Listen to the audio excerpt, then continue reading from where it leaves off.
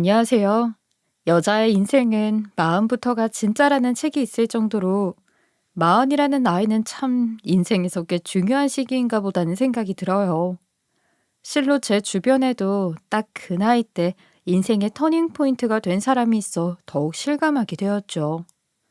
비록 저는 마흔이라는 때의 고생의 흔적을 고스란히 거친 손으로 눈가에 주름으로 새겼지만요.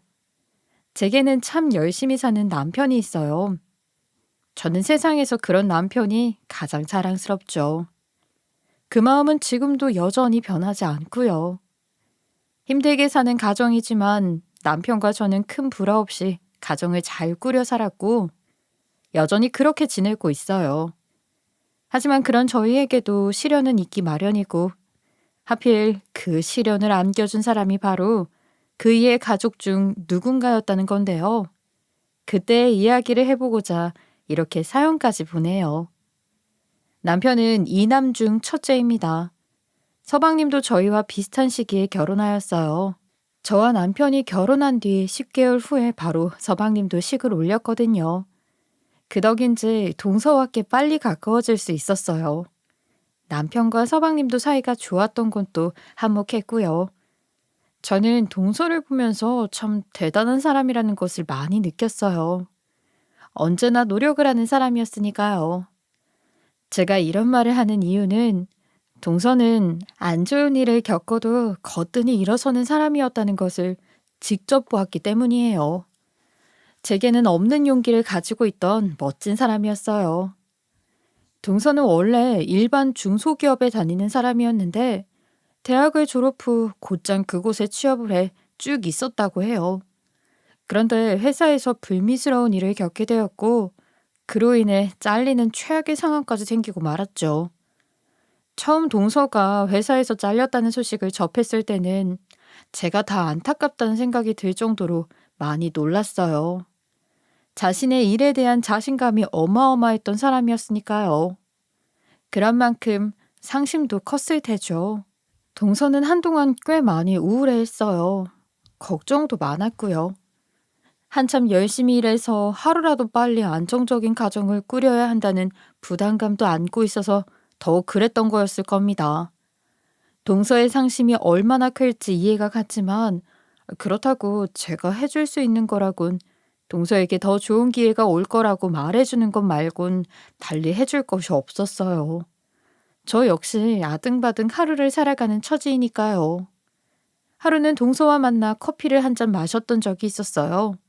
동서가 고민이 있다며 제게 연락을 먼저 해왔고 저는 동서가 얼마나 상심이 컸는지 잘 알기에 흔쾌히 자리에 나가게 되었던 거예요. 그런데 동서는 깜짝 놀랄 이야기를 하더군요. 형님, 실은 제가 고민이 있는데 어디 털어놓을 곳이 없는 거예요. 그래서 이렇게 연락드렸어요. 남편에게 이야기하기가 아직은 창피하더라고요. 잘했어. 내가 도움이 된다면야 언제든 편하게 연락해서 이야기해줘. 나나 동서나 우리 서로 아니면 어디다 터놓고 이야기하겠어? 그래서 고민이 뭔데? 무슨 고민이길래 서방님한테도 창피해서 말하는 걸 차일피일 미루고 있는 거야? 그게요. 아휴, 저 수능을 다시 볼까 해요. 다른 전공으로 대학을 다시 가볼까 하고요. 뭐? 수능에 대학까지? 괜찮겠어? 이 나이에 다시 수험생이 된다니 말이야. 직장 때문에 고민이 많았던 건 알지만 이런 생각까지 할 줄은 정말 몰랐어. 도전하는 거야 너무 훌륭하지만 동서가 여러모로 힘들 것 같은데. 다른 회사로 입사해도 불안정하다는 걸 느꼈어요. 그 뒤로는 이런 생활이 맞는 건가 하는 회의감도 들더라고요. 그러다 보니 평생 직장으로 쭉 걱정 없이 할 수 있는 직업을 가지고 싶어졌고요. 남편의 직업이 안정적인 편도 아니니까요. 사실 지금 이렇게 형님께 말씀드리면서도 '이게 맞는 걸까?' 하는 생각을 지울 수는 없어요. 하지만 그래도 어딘가에는 털어놓고 싶었어요. 다시 대학 갈 생각까지 하는 거면 꼭 그 과정이 필요하다는 건데 혹시 생각하고 있는 그 직업이 뭔지 물어봐도 될까? 아, 한의사요. 한의대에 가고 싶어요. 어려서 꿈이었는데 이번 참에 가슴에 품어둔 그 꿈을 좀 이뤄볼까 해요. 태어났으면 한 번쯤은 제가 꼭 이루고 싶었던 꿈을 이뤄봐야 하잖아요. 이건 내가 가타부터 할 수 있는 일은 아니니까 서방님과도 잘 상의해봐. 창피하지 말고 부딪혀야지. 그렇다 할 기로에 설 거야. 나는 동서의 그런 포부가 너무 멋져. 같은 여자로서 말이야. 그러니 응원할게. 동서라면 꼭 꿈을 이룰 수 있을 거야. 아유, 내가 큰 도움이 못 돼서 미안해. 저는 진심으로 동서를 응원했어요. 뭐든 잘할 사람이라는 걸 알았기에 서방님이 동서의 편이 되어주었으면 좋겠다는 생각까지도 들었고요. 참 다행히 서방님이 동서의 계획을 존중해 주었고 동서는 그때부터 본격적으로 공부에 임하기 시작했어요.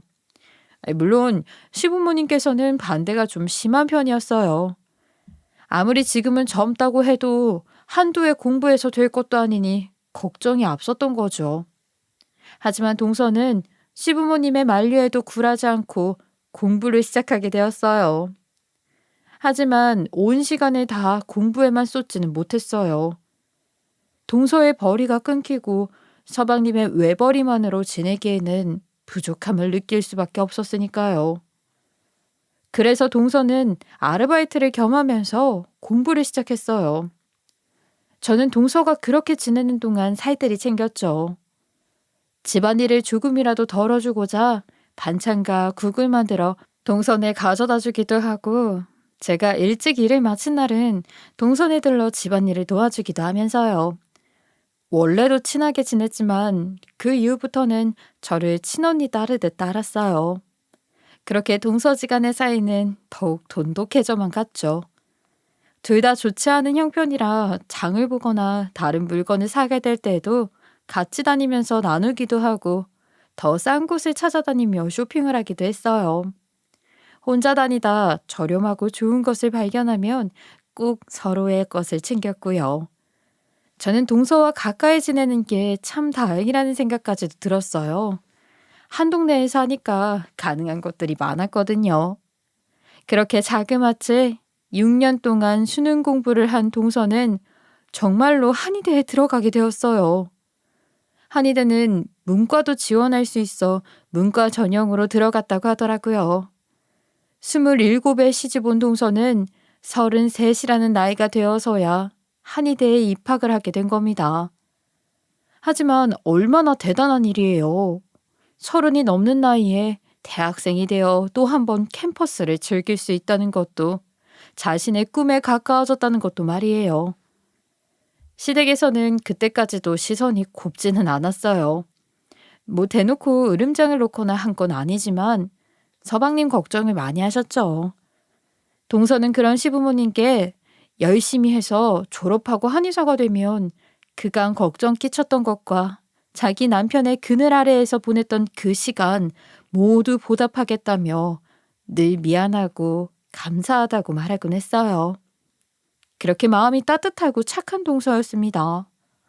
걱정을 많이 하던 시부모님도 동서가 대학 생활을 하면서도 가정에 노력하는 모습을 몇 번 보시고는 그때부터는 마음을 푸셨어요.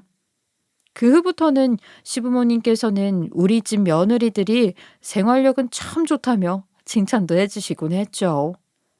그때부터는 시어머니께서도 저와 함께 동서에게 신경을 많이 써주셨어요. 지나던 길에 들러 과일이라도 사다 주시고 제사나 명절 같은 행사 때도 배려를 참 많이 해주었죠. 그렇게 또 긴 시간 동안 공부를 마치고 난 후에야 동서는 정말 한의사가 되었어요. 한의사가 된 나이가 딱 40입니다. 동서가 한의사가 되어 기념하던 날에는 온 집안에 웃음꽃이 만개했을 정도로 화기애애했어요. 시부모님께서는 우리 집에 한의사 며느리가 생겼다며 얼싸안고 얼마나 좋아하셨는지 몰라요. 그때 처음으로 시부모님께서 동서에게 그간 믿어주지 못해 미안했다며 사과까지 하시더라니까요. 서방님이 그렇게도 좋냐고 물었을 때 시어머니는 그걸 말이라고 하냐며 눈물을 훔치기까지 했어요. 사실 마음으로는 동서가 조금 부럽기도 하더군요. 저도 이루지 못한 꿈이 있었고 그 꿈을 가슴에 품고 살았으니까요. 그런데 현실이라는 게 여의쳐놨어요. 오늘 하루 살기도 급급한 형편에 자식들까지 있으니 늘 제자리 걸음이었던 거죠. 남편과 제가 맞벌이로 일을 해도 나갈 돈도 모아야 할 돈도 많으니 언제나 아끼고 또 아끼며 살아왔거든요. 그리고 그런 삶은 여전히 진행 중이었고요. 동서를 챙겨주는 동안에는 더욱 허리띠를 졸라매고 지냈으니 그나마 나아졌다 정도가 다였으니 더 말할 게 있나요? 그래도 제 동서가 한의사라는 것이 저 역시 너무 기뻤고 진심으로 기쁨을 전했어요. 하지만 동서는 한의사가 되자 180도 바뀌더군요. 그전에는 전혀 그런 행동은 없었던 동서였기에 저는요 너무도 혼란스러웠어요. 하지만 동서는 그런 저를 아랑곳하지 않고 한의사인 본인과 저와는 급이 다르다고 생각하며 저를 업신여기는 행동까지 하며 저를 막대하기 시작하더군요. 어떻게 사람이 이렇게까지 변할 수 있나 할 정도로 정말 다른 사람이 된 것만 같았어요. 이전에는 제가 선의로 하던 것들을 마치 당연히 해야 하는 저의 일인 것처럼 말하며 명령하기까지 했죠. 형님, 저 오늘 야간 근무인 거 아시죠? 제 집에 가서 남편 식사 좀 차려놔줘요. 덥게 잘 덮어두고요. 아 참, 저번에 해다 준 나물이 남편 입맛에 잘 맞는다고 하던데 그것도 만들어주고요. 동서, 내가 동서네 식모야? 나도 내 일이 있는 사람이야. 그간 내가 신경 썼던 이유는 공부하랴 집안일 하랴 힘들 테니까 마음이 쓰여서 나도 없는 시간 쪼개서 챙겨준 거지. 지금은 그런 것도 아니잖아. 동서네 집까지 챙길 만큼 나 한가하지 않아. 전에는 제가 공부해서 챙겨준 거면 지금은 한의사 돼서 눈코 뜰 새 없이 바쁘니까 챙겨주면 되겠네요. 가족끼리 그 정도는 해줄 수 있는 거 아닌가? 원래 그런 짓 잘하면서 새삼스럽게 왜 이래요? 적당히 해. 어떻게 사람이 이렇게 변할 수 있어? 직업에 귀천은 없어, 동서. 한의사가 대수는 아니라고. 내가 손윗 사람이라는 걸 잊지 마. 아, 그런 식으로 가르치는 짓을 요즘 누가 해요? 형님, 요즘은요, 능력 있고 돈 잘 버는 사람이 윗사람이에요. 그걸 아직도 몰라요? 이러니 어딜 가나 무식하다는 소리를 듣는 거죠. 아, 혹시 돈 주는 게 아니라 하기 싫은 거예요? 그런 거면 진작 말을 하지. 일당으로 드릴게요. 뭐 10,000원이면 되려나? 그래도 가족이니까 후하게 20,000원 드릴게요. 그럼 되죠? 동서, 그딴 돈 필요 없어. 나 동서한테 이런 무시당할 정도로 구질구질하지 않거든. 동서 남편은 동서가 챙겨. 서방님이 그간 고생한 걸 생각하면 동서 이러면 안 되는 거야. 세상 혼자 사는 척, 혼자 훌륭한 척 하지 말라고. 내 말 명심해. 가방끈으로 보나 직업으로 보나 지갑 사정으로 보나 나보다 나은 거 하나 없는 형님이 나한테 훈수 두려고 하지 마요. 그거 주제 넘는 거니까. 뭘 조금이라도 잘나고 이런 애 저런 애 하시라고요. 아, 해주기 싫으면 마세요. 배가 불렀네 완전. 저를 대하는 게 하루가 다르게 모질어지는 동서를 어떻게 해야 좋을지 갈피가 서지 않았어요.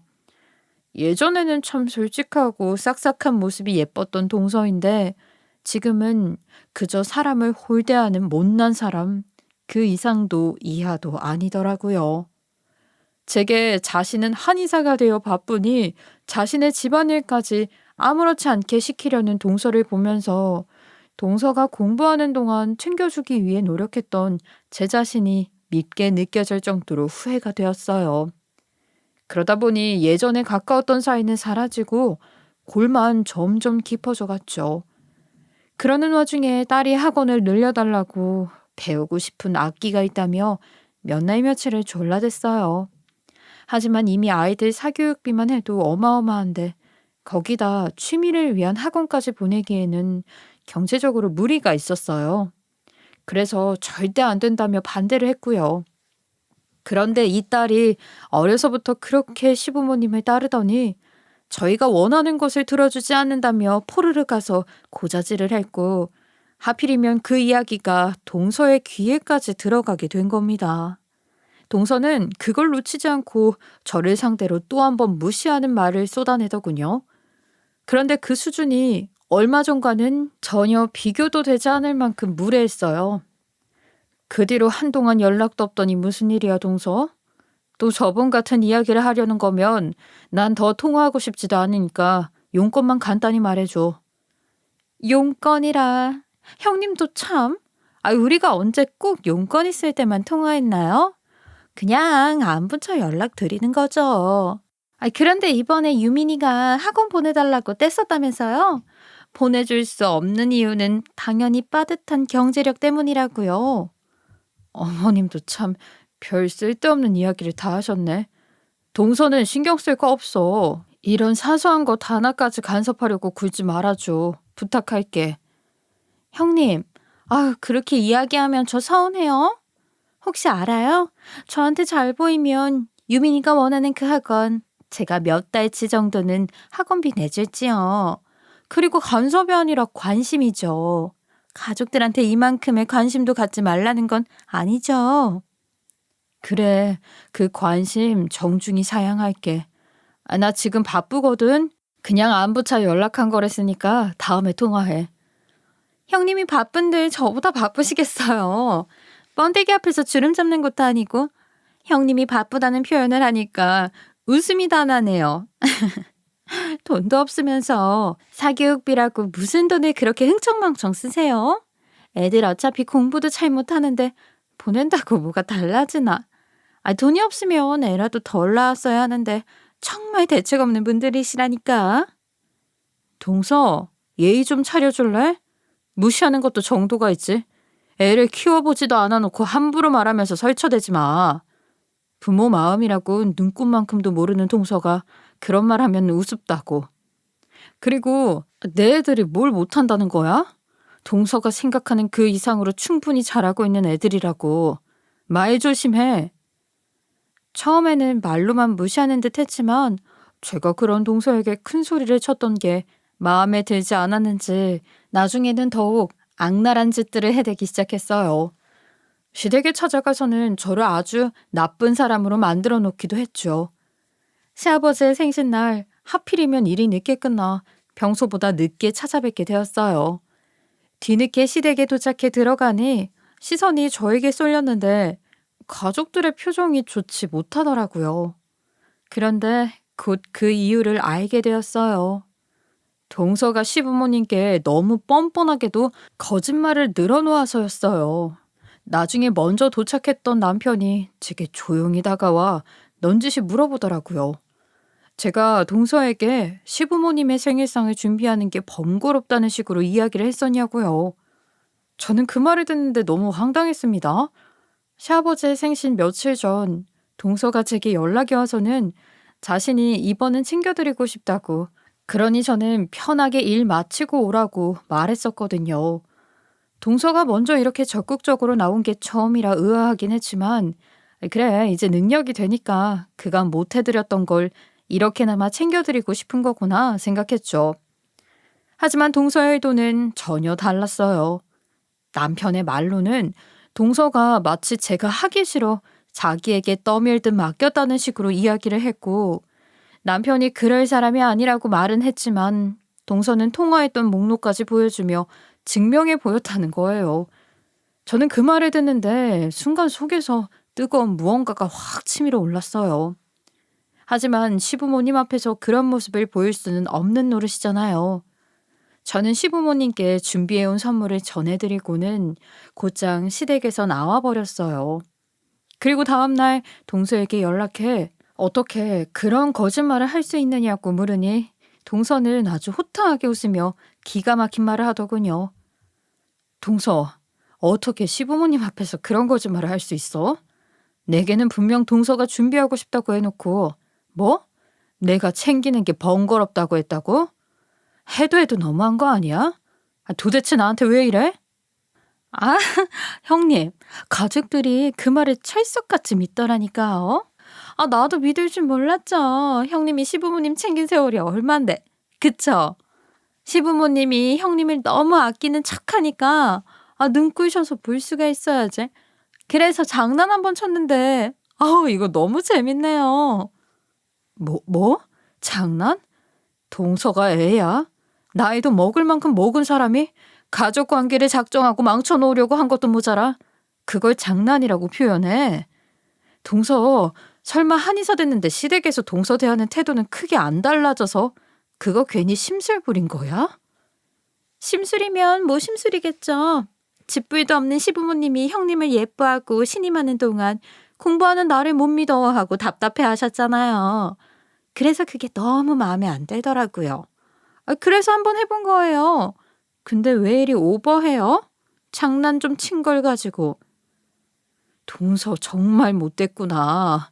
동서가 공부하는 동안 시댁에 한 번이라도 제대로 신경 써봤어? 시부모님과 내가 더 가까워질 수밖에 없는 건 너무 당연한 거잖아. 동서가 공부한다는 그 긴 세월 동안 내가 맏며느리로서 시댁의 모든 일을 다 책임지고 했다고. 거기다 동서네까지 챙겼으니 내게 고마움을 느끼셨겠지. 근데 정작 동서는 내게 고마움이라고는 없어? 어떻게 사람이 이렇게까지 망가질 수가 있어? 형님, 나도 그 긴 세월에 대한 값은 했어요. 그런데 변한 게 없잖아. 그래서 골탕 좀 먹어보라고 해본 거예요. 그걸 가지고 왜 이 난리야? 한의사 며느리한테 사랑이 쏠려야죠. 그래야 평범한 집안 같지. 앞으로 인정받는 역할은 내 거예요. 그러니까 형님은 내 발판 정도로나 쓰여주세요. 동서의 과시는 점점 심해졌고 결국 저는 동서와의 왕래를 줄여야 했어요. 그렇지 않으면 자꾸 오해를 샀으니까요. 그래도 참 다행인 건 시어머니께서 줄곧 제 편이 되어주셨다는 거예요. 동서의 소식도 남편이나 시어머니를 통해 간간히 듣는 정도였어요. 남편은 제게 언제까지 동서를 이렇게 마주하지 않고 지내겠느냐고 했지만 저를 하찮게 여기는 동서를 보고 싶지가 않더라고요. 그렇게 동서를 멀리하고 지내는 동안 시간이 훌쩍 흘렀고 동서는 3년간 페이닥터로 근무했다가 한의원까지 개원하게 되었어요.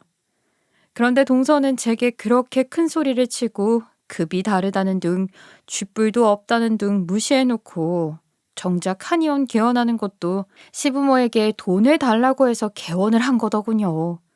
시부모님도 넉넉한 형편은 아니었지만 오랜 세월 동안 혹시나 자식들이 부모인 두 분께 경제적 도움을 필요로 할지 몰라 악착같이 모아뒀던 돈이 있었어요. 우리 부부나 동서네 모두 그 사실을 알고 있었고요. 시부모님께서 언제든 경제적 도움이 필요하면 꼭 이야기하라고 말씀하시곤 했으니까요. 동서는 그걸 핑계로 시부모님께 돈을 달라고 했던 거고요. 그리고 동서 부모님은 두 분 다 중학교 교사였고 은퇴 후 부동산 투자를 잘해서 부동산을 몇 개나 소유하고 계시는 여유 있는 분들이셨어요. 그래서 동서는 자신의 부모님한테도 돈을 좀 보태달라고 해 완전 초호화 200평대 한의원을 개원했어요. 입원실까지 있는 곳으로 말이에요. 그때부터 동서는 더욱 자만해졌고 일부러 자신과 마주치지 않으려는 저를 우습게 여기고는 연락해와서 한다는 말이 지금 일하고 있는 곳보다 돈을 더 줄 테니까 자기 병원에 와서 청소나 하라고 불미스러운 일을 만들지 않는다면 자르진 않겠다는데 그 말을 듣는데 정말 기가 차더군요. 저는 그런 동서에게 눈에 흙이 들어와도 동선의 한의원에서 일할 일은 없으니까 이런저런 한 번만 더 했다간 가만두지 않겠다고 엄포를 놓았어요. 하지만 동서는 생각해줘도 선의를 선의로 받아들이지 못한다며 쫌팽이 취급을 하고는 끊더라고요. 그 뒤로도 자기를 추켜 세우며 저를 무시하는 행동은 끊이질 않았어요. 그 후로는 동서의 연락까지 잘 받지 않고 피했어요. 제가 왜 그렇게까지 피해야 하나 하는 생각도 했었지만 저로 인해 가족 간의 사이가 멀어지는 건 원치 않았거든요. 그러다 제가 시어머니에게 동서의 행동을 털어놓은 적이 있어요. 좀 힘들다고요. 그런데 시어머니 말이 동서가 시부모님한테는 맡겨놓은 돈을 받아가듯 개원할 돈을 그냥 달라고 했고 본인 친정 부모님한테는 돈을 빌려달라고 했다는 거예요. 시어머니는 힘들면 도와주겠다고 말은 했지만 어처구니가 없다며 동서 욕을 엄청 했어요. 거기다 저를 대하는 행동까지 알게 된 시어머니는 동서를 되게 미워했고요. 하지만 막상 동서 앞에서는 또 한없이 작아지셨어요. 그럴 수밖에 없는 게 자신의 자식보다 며느리인 동서가 돈을 훨씬 잘 벌고 능력도 더 좋은 상황이니 서방님을 생각하면 어쩔 도리가 없었던 거죠.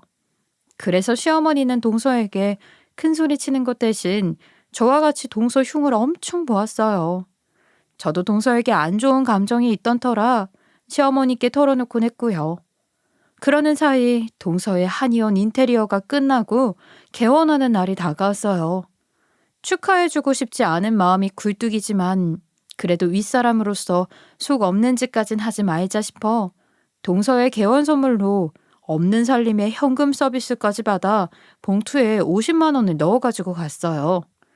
동서가 공부할 당시만 해도 아이들도 어리고 살만은 했는데 아이들이 점점 커가면서 드는 비용도 만만치 않고 또 그 당시 남편이 일을 하다 다치는 바람에 일을 쉬고 있었던 터라 졸지에 제가 가장 아닌 가장이 돼서 정말 힘든 때였거든요. 남편이 출근을 하지 않으니 벌이가 절반으로 줄어들어 아이들이 다니던 학원까지 끊고 보험도 최소한으로 줄여서 고정 지출을 줄여야 했고 한 달 생활비도 빠듯해 쉬는 날 없이 일을 해야 했어요. 남편이 다행히 입원은 면할 수 있어 병원비 걱정은 덜 해도 된다는 게 큰 위안이 될 정도였죠. 그런 형편에 동서가 한의원을 개원했으니 있는 돈 없는 돈 싹싹 끌어모아 개원 선물로 돈을 마련한 거였어요. 저희 형편은 시부모님도 서방님도 동서도 모두 알고 있었고요. 동서가 제게 연락해 자기 한의원 청소를 하라고 말한 이유도 저희 형편을 알고 했던 거였으니까요. 가기 싫은 걸음을 억지로 끌고 동서의 한의원에 갔고 축하해 주러 온 사람이 참 많았는데 그런 자리에서도 동서는 저를 보고는 조금만 더 단정히 없어 보이지 않게 꾸미고 오지 그랬냐며 훈수를 두는 겁니다. 너무 창피했지만 곧 제 뒤를 이어 들어오는 사람들이 있어 아무 말도 하지 못했네요. 거기다 그 사람 많은 곳에서 얼굴 붉힐 일은 만들고 싶지 않아서 꾹 참았어요. 그런데 저를 대하는 동서의 무례함은 거기서 끝이 아니었어요. 제가 가지고 온 봉투를 선물로 전했는데 그 자리에서 열어보더니 50만 원이 든 걸 확인하고는 바닥으로 휙 내팽개치며 얼굴에는 아주 비웃음이 가득한 채 말하더군요. 아, 꼴랑 이걸 가지고 온 거예요? 참나. 나 기가 차서 말도 안 나오네. 동서, 어떻게 이런 행동을 해? 그 누구보다 잘하는 사람이 어떻게? 네, 너무 잘 알죠. 그러니 이거 다시 주워 가세요. 나한테 50만 원은 5만 원 정도밖에 안 돼요, 형님. 이걸 돈이라고 가져와요? 하긴 형님한테는 50만 원이 500만 원일 테죠. 필요 없으니까 도로 가져가세요. 나한테 돈 주고 싶으면 5천 정도는 줘야 성의 표시지. 역시 서민 수준으로 가져왔네. 딱 하층민 수준으로 말이야. 정말 끝까지? 동서도 그냥 서민이야. 뭐 대단한 사람이라도 된 것처럼 구는 것 좀 그만해. 동서는 가난했을 적 없어? 나이 때부터 금수저인 사람처럼 굴지 말라고. 이 한의원도 양가 부모님 도움으로 시작하는 거면서 도대체 나한테 왜 그러는 거냐고. 내가 왜 그냥 서민이에요? 형님처럼 빈곤하게 사는 사람과 나를 같은 급으로 취급하지 마요. 기분 역겹다고요. 적어도 나는 날 때부터 금수저는 아니어도 교육자 집안이었다고. 형님과는 급이 달라요. 구질구질한 서민층 형님이랑은 비교도 안 된다고요. 동서, 사람이 솔직해져 봐. 한의사 된 지 고작 몇 년이잖아. 몇 년 전만 해도 중고거래로 옷 사입고 물건 사서 쓰면서 그렇게 살았다고. 보통 사람들 다 그렇게 아끼면서 사는 거잖아. 동서도 그랬던 것처럼 말이야. 한의사 좀 됐다고 세상이 다 바뀐 건 아니야. 진짜 듣자 하니까 깨작 50만 원을 선물이라고 챙겨온 것도 짜증나는데 몇 년 전을 들추면서 사람 성질 긁어야 해요? 내가 말했죠? 난 형님과 태생부터가 급이 다르다고. 물려줄 게 없어서 가난이나 대물림하는 형님네 부모와는 비교도 안 된다고. 형님이 왜 가난한 줄 알아? 형님 부모가 왜 가난했는 줄 알아요? 노력이 없었으니까 그런 거야. 사람이 게을러서 그런 거라고. 이 멍청하고 무능한 인간아. 동서 진짜 말 다 했어?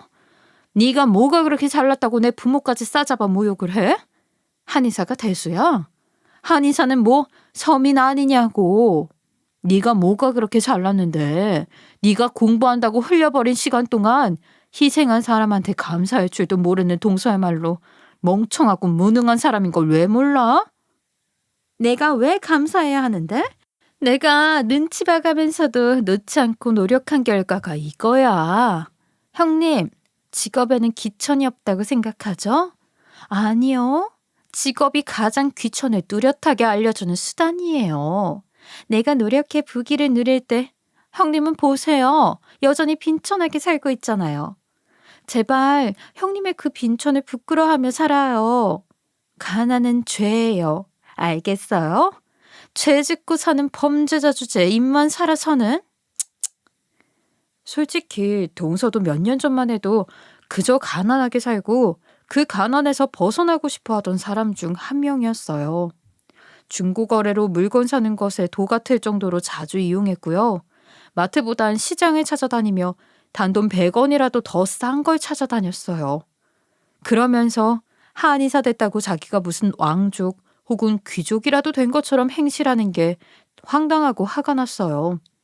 저와 함께 보낸 시간까지 등지면서까지 그렇게 저와 급을 나누는 동서를 보면서 정말 사람이 어떻게 저렇게까지 간사할 수 있나 싶었죠. 그런데 저와 동서의 다툼을 동서 친정엄마가 다 보고 들어버렸어요. 그러고는 우리 앞으로 성큼 다가왔는데 저는 너무 당황해 어쩔 줄을 몰랐어요. 자기 딸에게 멍청하네, 무능하네 하는 손윗사람을 달갑게 여길 부모가 어디 있겠어요. 저는 동서의 친정엄마가 울그락불그락해진 얼굴로 다가오는 걸 보고는 눈앞이 아찔하더라고요. 일이 커졌다는 생각에 말이에요. 그런데 동서의 친정엄마는 저희 앞으로 오자마자 갑자기 동서의 뺨을 사정없이 내리쳤어요. 저는 그런 모습에 너무 당황해 말도 나오지 않았죠. 동서 역시 많이 놀랐는지 뺨을 감싼 채 동그란 눈으로 자신의 친정엄마만 쳐다볼 뿐이었어요. 이 정적을 깬 건 역시 동서의 친정엄마였습니다. 못난 것, 한의원에 투자한 투자금은 다 뺄 테니 너 그런 줄 알거라. 엄마, 그게 무슨 말씀이세요? 갑자기 왜요? 안 돼요. 제가 제 한의원을 차리기 위해 얼마나 고군분투하며 자랐는데요. 절대 안 돼요, 엄마. 엄마라고 부르지도 마. 넌 이제 내 딸 아니다. 그런 줄 알아. 번복은 없으니 그런 줄 알아. 한의원을 정 운영하고 싶으면 네 능력으로 하면 되겠구나. 급이 다른 네가 얼마나 잘 사는지 내 지켜보마. 엄마, 설마 대화 내용을 다 들으신... 그렇다고 해도 이건 너무하잖아요. 이제 막 시작하는 한의원 투자금을 뺀다니요. 제가 그냥 받은 것도 아니고 빌린 거잖아요. 빌린 거. 그런데 왜요? 왜? 나는 그 돈을 내 딸에게 빌려준 거야. 그리고 넌 오늘부로 내 딸이 아니니 뺀다는 것뿐이다. 더 말할 것도 없어. 네 능력껏 살아보렴. 어디 얼마나 잘 사는지 보마. 저는 이 모든 상황이 당혹스러웠어요.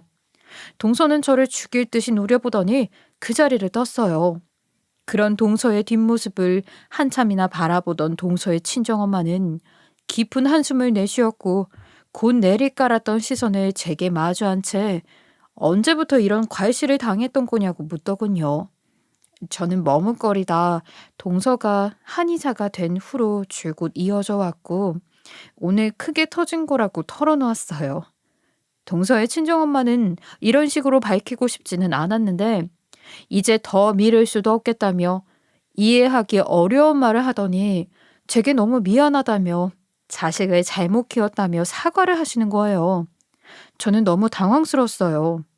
그런데 곧 자신과 함께 동서에게 가주라고 말했고 저는 이끌리듯 동서 친정엄마의 뒤를 따랐어요. 동서는 자신의 진료실에 들어가 있었는데 자신의 분을 이기지 못하고 내부를 난장판으로 만들어 놨더군요. 그 모습에 동서의 친정엄마는 자신에게 확신을 주어 고맙다는 말을 하더니 동서에 관한 비밀을 폭로하였고 저와 동서는 너무 놀라 까무러칠 뻔했습니다. 우리 집안이 교육자 집안인 건 알지? 나와 남편 말고도 우리 가족들 중 교육자가 차고 넘친단다. 그런데 그것 아니? 넌 교육자 집안의 자식이 아니야. 그건 또 무슨 말씀이에요? 오늘 도대체 제게 왜 이러시는 거냐고요? 좀 전에도 오늘부로 제가 엄마의 자식이 아니라면서요. 그래서 그런 말씀을 하시는 거잖아요. 아니, 넌 내 친딸이 아니다. 네 아빠의 친딸 역시 아니야. 넌 우리가 입양한 아이란다. 알고 보니 동서의 친정엄마와 친정아버지는 동서의 친부모가 아니었어요. 태어난 지 얼마 안 돼 고아원에 버려진 동서를 지금의 친정엄마와 친정아버지가 입양한 아이였던 거죠. 동서의 친정엄마와 아버지가 고아원에 봉사를 갔던 날 열이 펄펄 끓으며 앓고 있던 아기인 동서가 눈에 밟혔고 그 후로 동서의 안부를 고아원에 연락해 자주 물어보곤 했대요. 그 이후에도 몸이 약해 자주 아팠던 동서가 마음에 걸려 입양까지 하게 된 거였어요. 동서의 친정엄마가 불임이라 아이를 가질 수 없었던 터라 입양을 결심하게 된 거였다고요. 그동안 애지중지하며 바르게 키웠다고 생각했는데 한순간에 이렇게 뒤통수를 맞을 줄은 몰랐다며 눈물을 흘리며 이 이야기를 꺼낸 진짜 이유를 말씀하셨어요. 사돈댁 며느리에게 서민이라고 했니?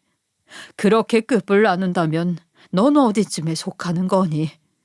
실은 얼마 전 안사돈과 연락했던 적이 있다. 그리고 너와 사돈댁 며느리 사이가 좋지 않다는 이야기는 들었다. 마침 오늘 뭐 때문인지 물어보려던 참이었는데 그게 다 네 인간 이하의 지 때문이었다니.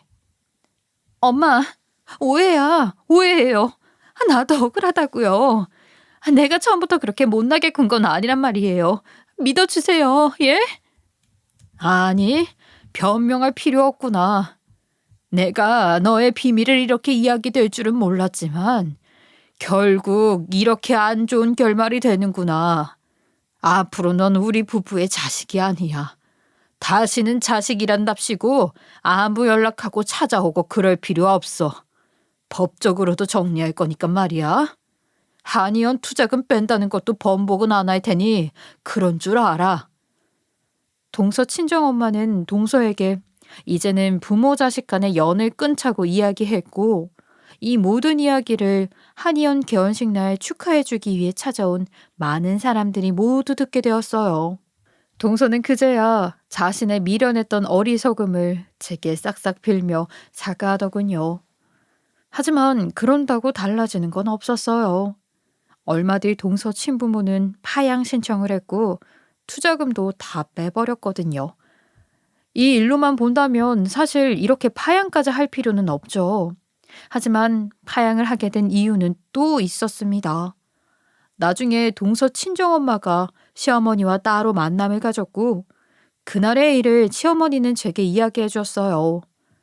시어머니의 말로는 동서 친정엄마가 파양을 결정하게 된 이유는 이 일 이전에 동서가 본인 부모님의 뒤통수를 친 일이 있었는데 이 일까지 겹쳐지면서 동서의 인성을 제대로 파악할 수 있었기 때문이라고 해요. 동서 친정엄마가 동서에게 당한 일 역시 바로 돈 문제였는데 동서 친정엄마가 동서 앞으로 부동산을 하나 마련해 준 것이 있었어요. 동서가 그 집에 들어가 살라고 해주신 집이었죠. 그 집은 동서의 친정 부모님이 신혼 때부터 쭉 살아온 자신들에게는 정말 소중한 집이었어요. 그런데 동서 친정아버지 건강이 조금 안 좋아지시면서 시골로 이사를 가게 된 거예요. 그래서 그 소중한 집을 동서에게 주며 그 집에서 행복한 일이 많았으니 동서도 그곳에서 지내면서 행복한 날들을 만들어 갔으면 하는 마음으로 선물을 했던 거죠. 그런데 동서는 그 집은 자신에게도 정말 소중한 곳이라며 이빠른 말은 다 해놓고 명의 이전을 해주자 홀라당 팔아버린 거죠.